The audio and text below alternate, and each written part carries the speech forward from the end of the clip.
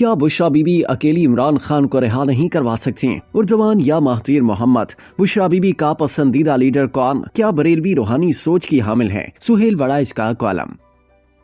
بانی P T I Imran Khan کی کال پر 24 نومبر کو خیبر پختونخوا سے مارچ کی قیادت اور پھر اسلام آباد پہنچ کر ڈی چوک جانے کی ضد کرنے سے لے کر 26 نومبر کی رات کو کریک ڈاؤن کے بعد وہاں سے بھاگ نکلنے کے بعد سے بشرا بی بی مسلسل موضوع بحث بنی ہوئی ہیں۔ لیکن مارچ سے پہلے ہی بشرا بی بی نے سعودی عرب سے متعلق متنازع بیان دے کر ملک میں ہلچل مچا دی تھی۔ یہ وہ ویڈیو بیان تھا جس کے ذریعے شاید بشرا بی بی نے باقاعدہ سیاسی میدان میں اترنے کا پیغام دے دیا تھا۔ سینئر صحافی سہیل وڑائچ نے اپنے کالم میں بشرا بی بی کی نجی زندگی، روحانی سفر اور سیاسی کردار پر مختصر روشنی ڈالی۔ وہ لکھتے ہیں کہ بشرا بی بی کے سیاسی کردار، ان کی فکر اور سوچ کا تجربہ اب ضروری ہو گیا ہے۔ ملک کے سب سے پاپولر لیڈر پر ان کا کافی اثر ہے۔ اہلیہ ہونے کے علاوہ وہ خان کے فکر و فلسفے پر بھی حاوی ہیں۔ ان کا نظریہ اسلام ہی اب خان کا نظریہ اسلام ہے۔ کالم نگار کے بقول 1971 میں پیدا ہونے والی بشرا اب 53 سال کی ہیں۔ وہ گوئکا وٹو برادری سے ہیں اور ان کی پہلی شادی مانیکا وٹو کے civil service officer Khawar Manika سے ہوئی، جس سے ان کے 5 بچے ہیں۔ وہ روحانی طور پر بابا فرید آف پاک پتن سے بہت متاثر ہیں۔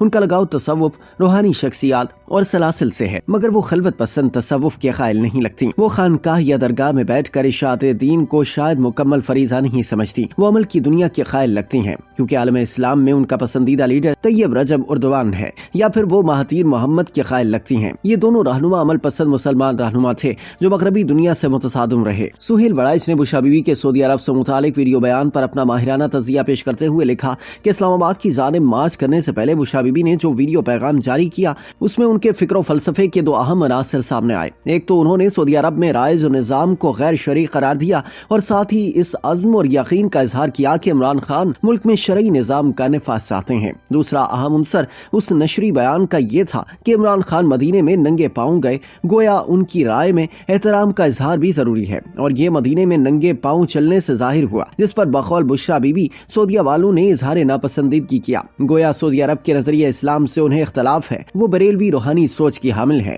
عمران خان کی فکر اور سوچ کو بھی اسی تناظر میں دیکھنے کی ضرورت ہے۔ سہیل وڑائچ مزید لکھتے ہیں کہ ہر قوم کی طرح ہم پاکستانیوں کو بھی اپنا نظریہ، اپنی سوچ اور انداز فکر رکھنے کا حق حاصل ہے، مگر ہماری سوچ میں کافی تضادات ہیں، اس لیے مجھے یہ تضادستان لگتا ہے۔ بشرا بی بی بھی انہیں تضادات ہی کا مرقع ہیں۔ علامہ اقبال کی سنجیدہ فکری جو نثر میں ہے وہ تو شاید ان کی نظر سے کبھی گزری ہی نہیں ہوگی، البتہ انہیں وہی چند اشعار جن کا ہم سب ورد کرتے ہیں ازبر ہوں گے، اور دوسری طرف نسیم حجازی نے اپنے ناولوں میں جو فضا اور نقشہ کھینچا ہے وہ بھی ان کی یادداشت میں کہیں محفوظ ہوگا۔ اس لیے وہ نسیم حجازی کے بہادر نسوانی کرداروں میمونہ، طاہرہ، ربیہ اور امینہ کی طرح تاریخ میں اپنا نام درج کروانا چاہتی ہیں۔ کالم نگار نے بشرا بی بی کی بہادری کی تعریف کرتے ہوئے لکھا کہ روحانی دنیا میں تو انہیں دسترس حاصل ہی ہے، مادی دنیا میں بھی انہوں نے پختونخوا سے اسلام آباد کی طرف مارچ کر کے اپنی ہمت کا لوہا منوا لیا ہے۔ ہجوم کو ہاتھ ہلا ہلا کر جس طرح انہوں نے بھڑکایا اور خود جرأت و بہادری کا پیکر بنی رہی، وہ مناظر نسیم حجازی کے ناولوں کا ہو بہو نمونہ تھے۔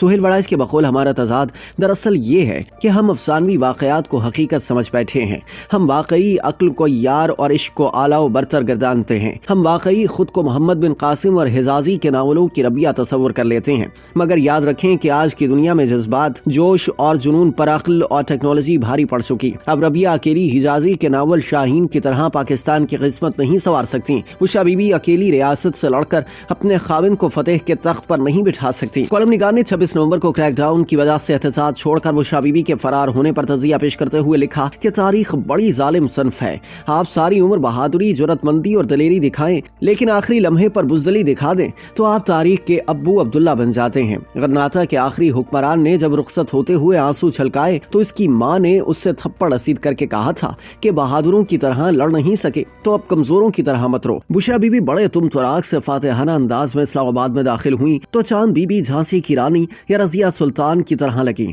مگر آپریشن شروع ہونے سے پہلے ہی جس طرح اپنے حامیوں اور شدائیوں کو چھوڑ کر غائب ہوئیں، سقوط بغداد، سقوط غرناطہ، سقوط ڈھاکہ اور سقوط دہلی یاد آ گئے۔ ان سب واقعات میں بادشاہوں، لیڈروں کی جانیں تو بچ گئیں، مگر شکست کا داغ ندامت صدیوں بعد بھی مٹ نہیں سکا۔ بغداد کا خلیفہ لڑنے سے بھاگا، مگر کیا فتح کے بعد بچ سکا؟ गरनाता के बादशाह को क्या कहीं जाए अमा मिली? सुकूते ढाका में जनरल नियाजी बच तो गए, मगर क्या कभी सर उठाकर चल सके? सुकूते दिल्ली के मुगल बादशाह रंगून में कैद रहे, क्या कभी दोबारा हुक्मरानी कर सके? सबका जवाब नफी में है। ये दुनिया नसीम हिजाजी का नौल नहीं। टीपू सुल्तान और सिराजुद्दौला की तरह जान कुर्बान करने से, अपना खून बहाने से दायमी फतेह मिलती है, वरना जान बचाकर भागने वालों का मुकद्दर अब्दी शिकस्त ही होता है।